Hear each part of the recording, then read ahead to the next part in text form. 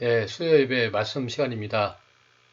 우리가 수요일에는 로마서를 가지고 복음에 대해서 나누고 있습니다. 오늘은 그 세 번째입니다. 그래서 오늘은 하나님의 진노라는 제목으로 은혜를 나누고자 합니다. 복음, 복음은 전해져서 듣게 된 하나의 소식입니다. 이 복음은 이 기독교의 핵심이거든요. 복음은 뭐냐? 어떤 소식이냐? 하나님의 아들이신 예수 그리스도께서 십자가에 달려 죽으시고 부활하셨다는 소식입니다. 부활이 대신 예수님, 그 소식, 이 소식이 단지 소식이 아닌 이유는 이 복음은 모든 믿는 사람을 구원하는 하나님의 능력이기 때문입니다. 이 복음은 소식입니다. 그런데 그냥 소식이 아니고 기쁜 소식입니다. 기쁜 소식인 이유는 뭐냐? 바로 구원의 확실성 때문입니다. 실제로 구원을 있게 하는 능력이 있다는 거죠. 지난번 혹한기 훈련 때 마지막 날 야간 행군이 눈 때문에 취소되었습니다.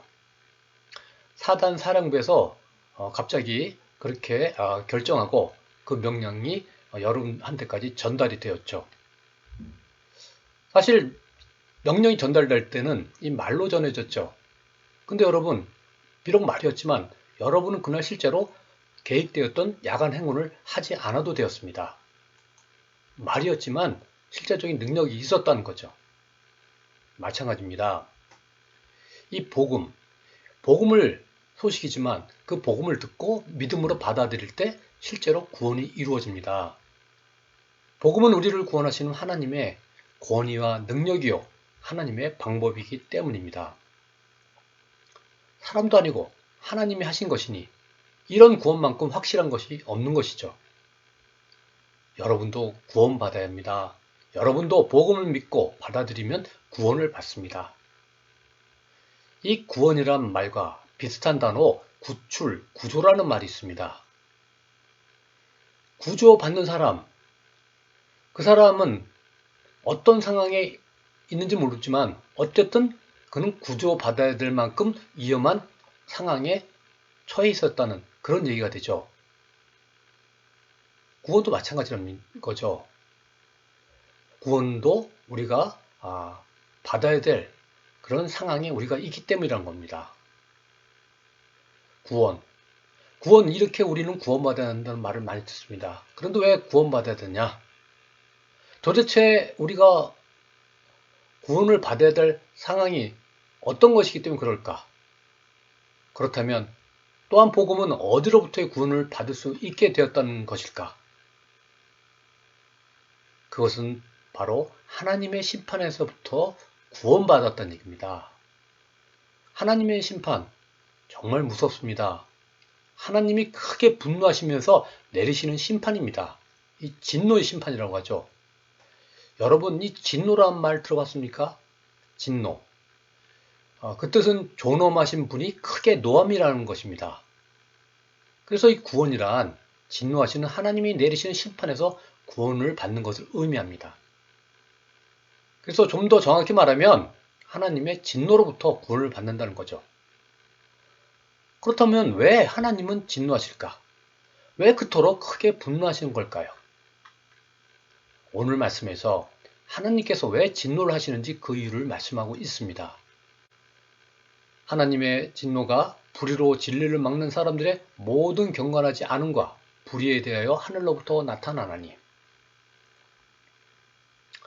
여러분, 사람이 죄를 지으면 일반적으로 그 죄를 숨기고 싶어 합니다.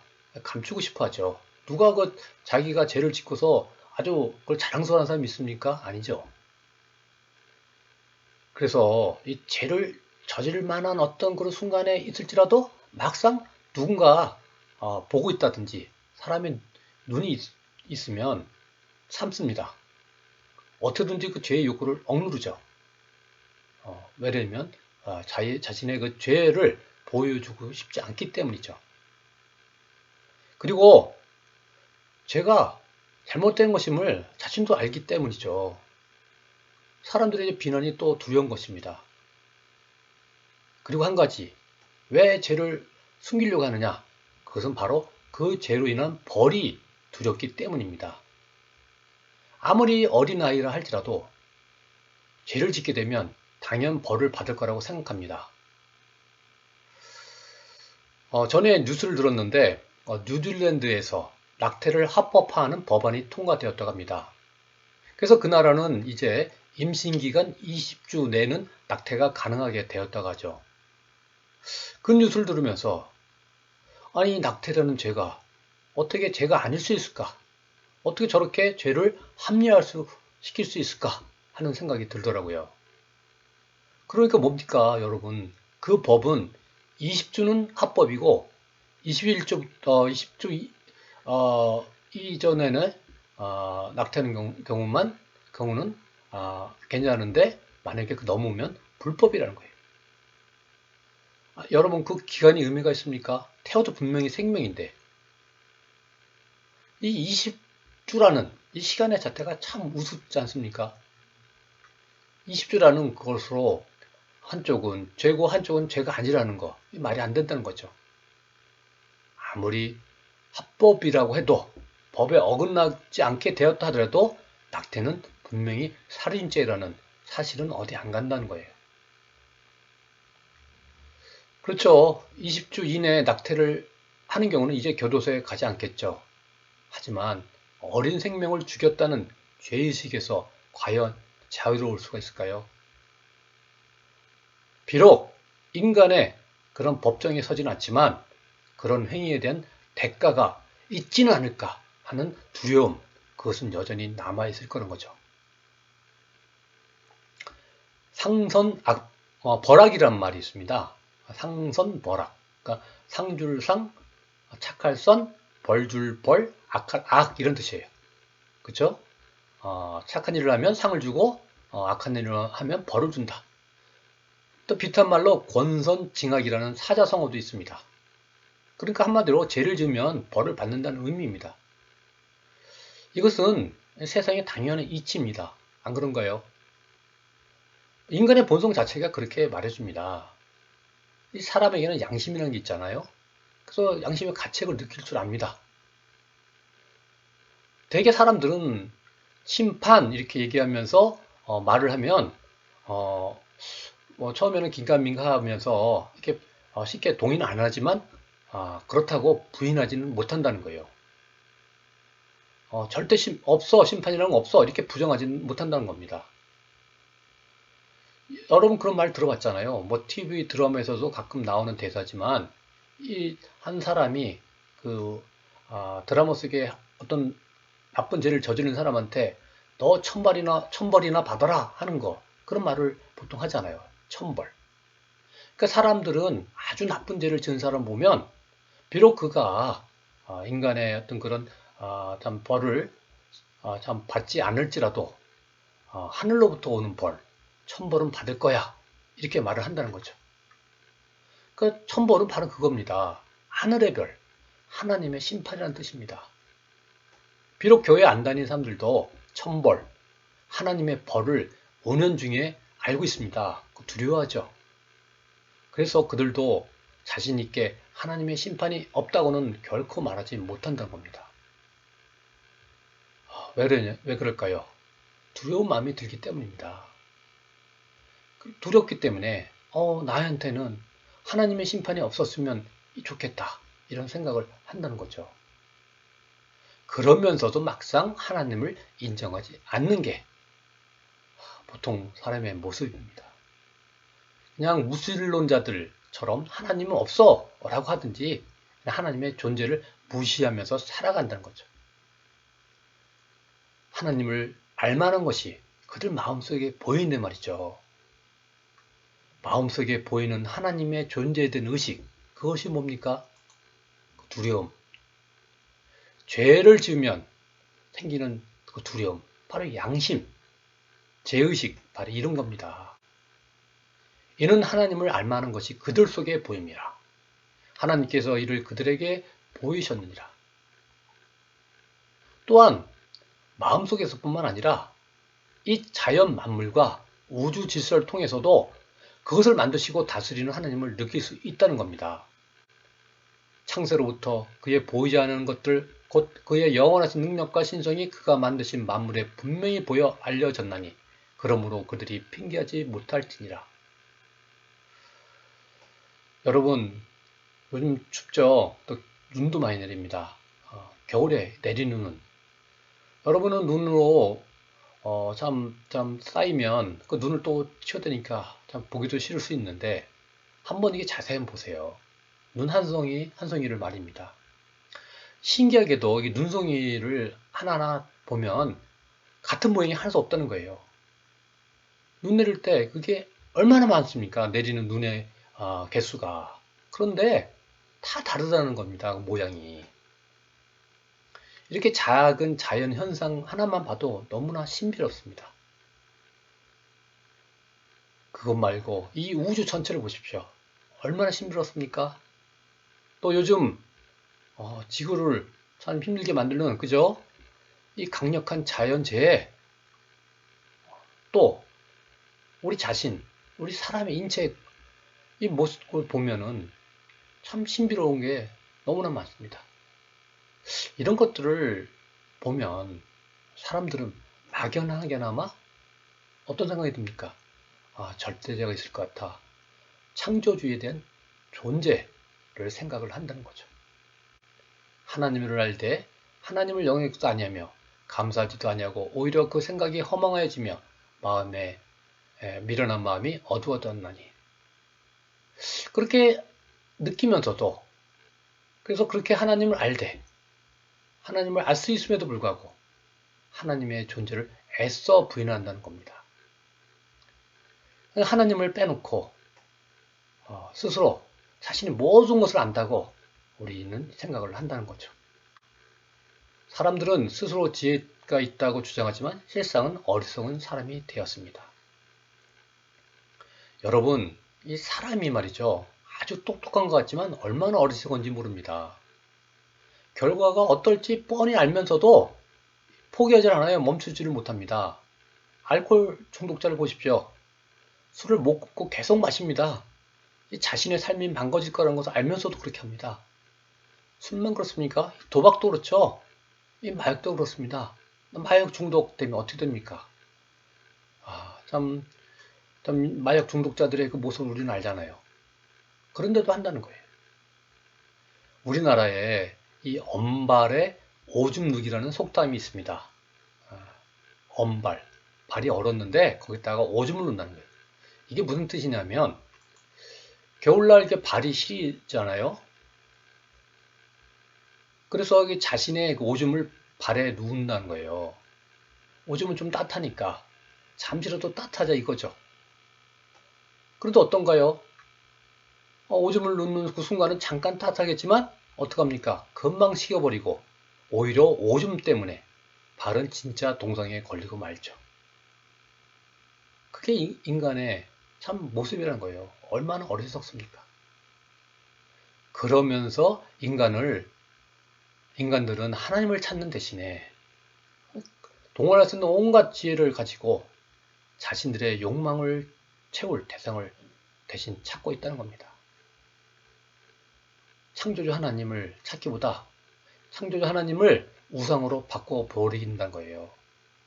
그러니까 하나님을 찾고 섬기기보다 이 자연 속의 어떤 형상을 신이라고 만들어서 떠받든다는 겁니다. 23절 그들은 썩지 않는 하나님의 영광을 썩어 없어질 사람이나 새나 네발 짐승이나 기어다니는 동물의 형상으로 바꾸어 넣었습니다. 이렇게 인간은 의도적으로 하나님을 배척하고 있습니다. 왜 그럴까요? 하나님의 다스림을 받고 싶지 않다는 거죠. 자기가 주인이 돼서 마음대로 하고 싶어 한다는 겁니다. 그게 더 좋다고 여기기 때문입니다. 그래서 하나님께서 어떻게 하셨습니까? 그들을 마음대로 하게 내버려 두셨다는 거예요. 이거보다 무서운 일이 있습니까? 여러분, 하나님은 이 못하시는 것이 없는 그런 능력의 하나님이십니다. 그런데 그 하나님도 못하시는 게 한 가지 있어요. 그것은 바로 사람의 마음입니다. 이 사람의 마음만큼은 하나님이 그냥 일방적으로 이렇게 할 수가 없다는 거예요. 그런 인간이 자신들의 그런 생각을 가지고 지혜를 동원해서 하나님의 다스림을 거부하고 그로 말미암아 여러 또한 결과들이 초래가 된다는 거죠. 바로 하나님의 다스림을 거부한 그 결과 많은 죄의 현상들이 나타난다는 겁니다. 그런 것들이 어떤 것이 있습니까? 온갖 더럽고 추한 죄들, 또 성적인 죄들, 그것들이 만연한다는 거예요. 여러분, 이 동성간 성행위, 그로 인한 결과물인 에이즈, 성병, 또 정서불안, 절망감, 결국에는 자살. 이런 것이 하나님의 다스림을 거부하고 자기 마음에 떠오른 대로, 자기 욕망대로 살려고 한 인간들의 갖게 되는 그 죄의 결과들이라는 거죠. 이 로마서 1장 말씀에는 이런 죄 현상들이 이렇게 쭉 나열되어 있습니다. 쉬운 성경에 보면 이렇게 나옵니다. 그들은 온갖 불의의 악행과 탐욕과 악독으로 가득 찬 사람들입니다.